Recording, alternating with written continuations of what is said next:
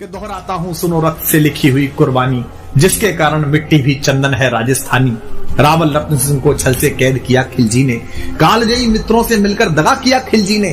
खिलजी का चित्तौड़ दुर्ग में एक संदेशा आया, जिसको सुनकर शक्ति शौर्य पर फिर अंधियारा छाया। 10 दिन के भीतर न पद्मिनी का डोला यदि आया, यदि न रूप की रानी को तुमने दिल्ली पहुंचाया, तो फिर राणा रत्न सिंह का शीश कटा पाओगे, और शाही शर्त न मानी तो फिर पीछे पछताओगे। अब ये एक संदेश आता है चित्तौड़ के किले में, तो पूरे किले में बड़ी अफरा तफरी मच जाती है कि महाराणा पहले ही नहीं है और अब ये नया हमारे पर क्या आ गया। तो यह दारुण संवाद लहर सा तोड़ गया रण भर में, यह बिजली की तरह क्षितिज से फैल गया अंबर में। महारानी हिल गई, शक्ति का सिंहासन डोला था सतीत्व मजबूर जुल्म विजयी स्वर में बोला था। रुष्ट हुए बैठे थे सेनापति गोरा रणधीर, जिससे रण में भय खाती थी खिलजी की शमशीर। रुष्ट हुए बैठे थे सेनापति गोरा रणधीर, अन्य अनेकों मेवाड़ी योद्धागढ़ छोड़ गए थे, रत्न सिंह की संधि नीति से नाता तोड़ गए थे। पर रानी ने प्रथम वीर गोरा को खोज निकाला, वन वन भटक रहा था मन में तिरस्कार की ज्वाला। यह लोक श्रुति है कि महारानी स्वयं घोड़े पर सवार होकर अपनी अंगरक्षिकाओं को लेकर, कोई विश्वस्त साथियों को लेकर जंगल जंगल गई, और एक जगह पर उन्होंने एक पेड़ के नीचे सेनापति गोरा तलवार लिए मिल गए। तो वहां उनसे उन्होंने बात की। पर रानी ने प्रथम वीर गोरा को खोज निकाला, वन वन भटक रहा था मन में तिरस्कार की ज्वाला। गोरा से पद्मिनी ने खिलजी का पैगाम सुनाया, गोरा को पद्मिनी ने खिलजी का पैगाम सुनाया, मगर वीरता का अपमानित ज्वार नहीं मिट पाया। बोला मैं तो बहुत तुच्छ हूँ, राजनीति क्या जाने। अव्यंग में कहता है कष्ट में है, दुख में है, पूरी परंपरा, पूरा वंश उसने सेवा में लगाया मेवाड़ राजवंश के, और वहां से अपमानित होकर लौटा है तो कष्ट में है। तो सेनापति कहता है कि बोला मैं तो बहुत तुच्छ हूँ, राजनीति क्या जानू, निर्वासित हूँ राज मुकुट की हट कैसे पहचानू। बोली पद्मिनी समय नहीं है वीर क्रोध करने का, अगर धरा की आन मिट गई घाव नहीं भरने का। दिल्ली गई पद्मिनी तो फिर पीछे पछताओगे, जीते जी रजपूती कुल को दाग लगा जाओगे। राणा ने जो किया कहा वह माफ करो सेनानी, यह कह गोरा के चरणों पर झुकी पद्मिनी रानी। अब पद्मिनी, महारानी पद्मिनी मेवाड़ राजवंश की आभा, मेवाड़ राजवंश की ज्योति, वो सेनापति को प्रणाम कर रही है चरणों में झुक के। ये क्या दृश्य है ये क्या करती हो गोरा, पीछे हट बोला। और रजपूती गरिमा का फिर धधक उठा था शोला। महारानी हो तुम सिसोदिया कुल की जगदम्बा हो, प्राण प्रतिष्ठा एक लिंग की ज्योति अग्निगंधा हो। इन शब्दों से सम्मानित कर रहा है महारानी को। वो उस समय कैसी स्थिति रही होगी महारानी की कि पति कैद में है, जहां जंगल में हूं, लेकिन वो उनको बता रहा है कि आप कौन हो। महारानी हो तुम सिसोदिया कुल की जगदम्बा हो, प्राण प्रतिष्ठा एक लिंग की ज्योति अग्निगंधा। गोरा के कंधे पर दुर्जय शीश रहेगा, महाकाल से भी राणा का मस्तक नहीं कटेगा। तुम निश्चिंत रहो महलों में देखो समर भवानी, और खिलजी देखेगा केसरिया तलवारों का पानी। खिलजी देखेगा केसरिया तलवारों का पानी। राणा के सकुशल आने तक गोरा नहीं मरेगा, एक पहर तक सिर कटने पर भी धड़ युद्ध करेगा। एक लिंग की शपथ, महाराणा वापस आएंगे, महाप्रलय के घोर प्रबंधन भी न रोक पाएंगे। शब्द शब्द मेवाड़ी सेनापति का था तूफानी, और शंकर के डमरू में जैसे जागी वीर भवानी, जिसके कारण मिट्टी भी चंदन है राजस्थानी। दोहराता हूँ सुनो रक्त से लिखी हुई कुर्बानी। गोरा का आदेश हुआ, सज गए 700 डोले, और बांकुरे बादल से गोरा सेनापति बोले खबर भेज दो, खिलजी पर पद्मिनी स्वयं आती है, अन्य 700 सखियां भी वो संग लिए आती है। स्वयं पद्मिनी ने बादल का कुमकुम तिलक किया था, दिल पर पत्थर रखकर भीगी आंखों से विदा किया था। एक युवा तेजस्वी योद्धा और मातृवत मां पद्मिनी ने जब उसे विदा किया होगा, दृश्य देखिए। और 700 सैनिक जो यम से भी भिड़ सकते थे, हर सैनिक सेनापति था, लाखों से लड़ सकते थे, एक एक कर बैठ गए। सज गई डोलियां पल में, मर मिटने की होड़ लग गई मेवाड़ी दल में, मर मिटने की होड़ लग गई थी मेवाड़ी दल में। हर डोली में एक वीर था, 4 उठाने वाले, पांचों ही शंकर के गण की तरह समर मत वाले। पांचों ही अपने आप में अद्भुत थे। बजा कूच शंख सैनिकों ने जयकारी लगाई, हर हर महादेव की ध्वनि से दशों दिशा लहराई। गोरा बादल के अंतस में जगी ज्योति की रेखा, मातृभूमि चित्तौड़ दुर्ग की ओर फिर जी भर कर देखा। मातृभूमि चित्तौड़ दुर्ग को फिर जी भर कर देखा।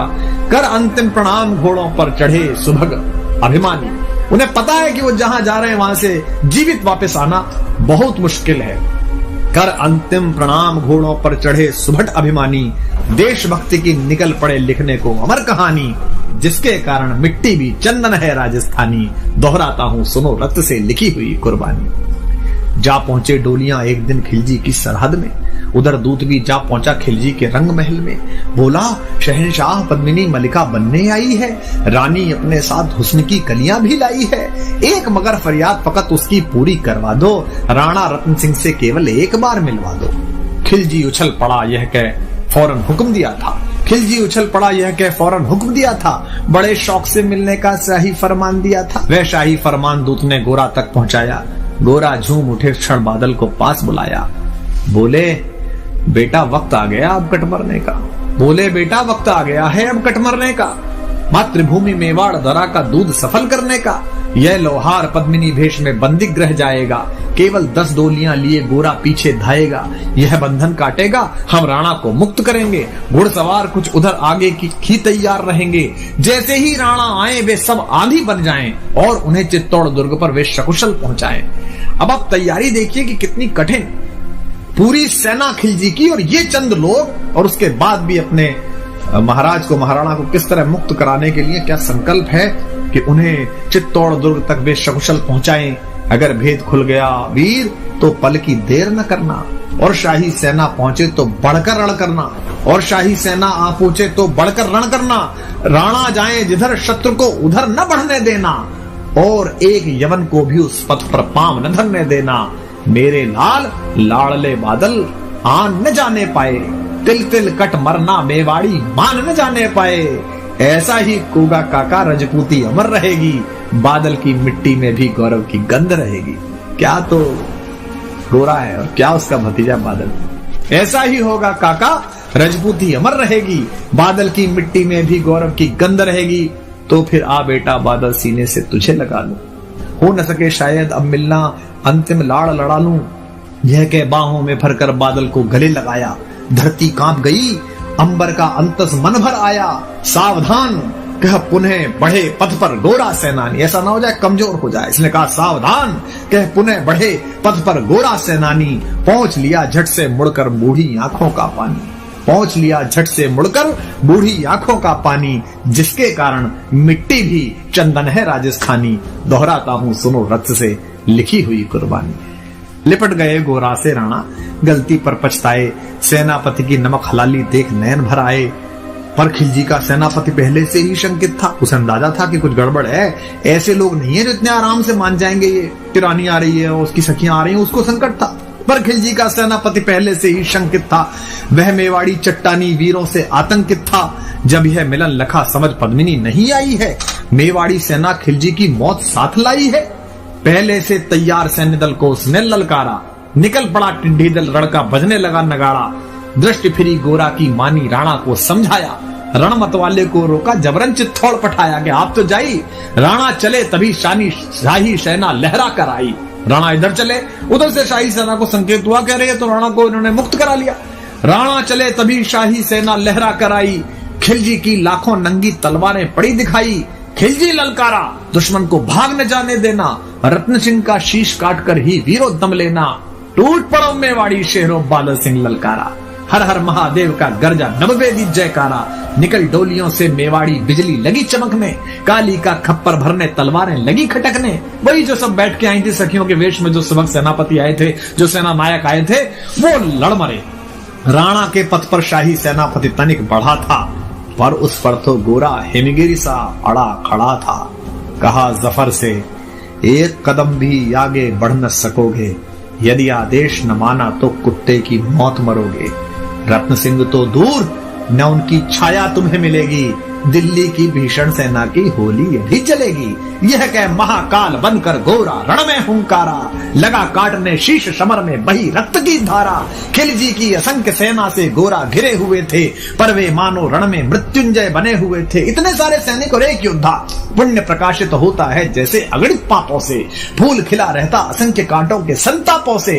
वो मेवाड़ी शेर अकेला लाखों से लड़ता था, बड़ा जिस तरफ वीर उधर ही विजय मंत्र पढ़ता था। इस भीषण रण से दहली थी दिल्ली की दीवारें, गोरा से टकरा कर टूटी खिलजी की तलवारें। मगर कयामत देख अंत में छल से काम लिया था, गोरा की जंघा पर अरी ने छिपकर वार किया था, पैर पर तलवार मार दी। जो ही गिरे वीरवर गोरा जफर सामने आया, शीश उतार दिया धोखा देकर मन में हर्ष आया। मगर वाहरे मेवाड़ी गोरा का धड़ भी दौड़ा, किया जफर पर वार की जैसे सिर पर गिरा हथौड़ा। एक बार में ही शाही सेनापति चीर दिया था, जफर मोहम्मद को केवल धड़ ने निर्जीव किया था। जब उनके शीश समर भूमि में उतरते थे, वे ऐसे लोग थे जिनके कबंध लड़ते थे, तो उनका कबंध उनका धड़ लड़ रहा। जफर मोहम्मद ज्यों ही जफर कटा, शाही सेना का साहस लर्जा, काका का धड़ लख बादल सिंह महारुद्र सा गरजा। अरे कायरो नीच बांगड़ो छल में रण करते हो, किस बूते पर जवा मर्द बनने का दम भरते हो। यह कहकर बादल उस क्षण बिजली बनकर टूटा था, मानो अंबर से धरती पर अग्निशिरा छूटा था। ज्वालामुखी फटा हो जैसे दरिया हो तूफानी, सदियों दोहराएंगी बादल की रणरंग कहानी। क्या पंडित जी ने क्या उत्तम शब्द इस्तेमाल किया है, सदियों दोहराएंगी बादल की रणरंग कहानी। अरिका भाला लगा पेट में आते निकल पड़ी थी, जख्मी बादल पर लाखों तलवारें खिंची खड़ी थी। कसकर बांध लिया हाथों को केसरिया पगड़ी से, पेट फट गया और पगड़ी उतारी और इस पर बांधे। रंचक डिगा नभः प्रलयंकर सम्मुख मृत्यु खड़ी से। अब बादल तूफान बन गया, शक्ति बनी फौलादी, मानो खप्पर लेकर मैं रण में लड़ती हो आजादी। उधर वीरवर गोरा का धड़ अरिदल काट रहा था, और इधर बादल लाशों से भूतल पाट रहा था। आगे पीछे दाएं बाएं जमकर लड़ी लड़ाई, उस क्षण समर भूमि में लाखों बादल पड़े दिखाई। मगर हुआ परिणाम अंत में वही कि जो होना था, उनको तो कण कण अरियों के शोणित में धोना था। मेवाड़ी सीमा में राणा सकुशल पहुंच गए थे, गोरा बादल तिल तिल कटकर रण में खेत रहे थे। एक एक कर मिटे सभी मेवाड़ी वीर सिपाही, रत्न सिंह पर लेकिन रंचक आंच न आने पाई। गोरा बादल के शव पर भारत माता रोई थी। क्या युद्ध है। गोरा बादल के शव पर भारत माता रोई थी, उसने अपनी दो ज्वलंत प्यारी मणियां खोई थी। धन्य धरा मेवाड़, धन्य गोरा बादल अभिमानी, जिनके बल से रहा पद्मिनी का सतत्व अभिमानी।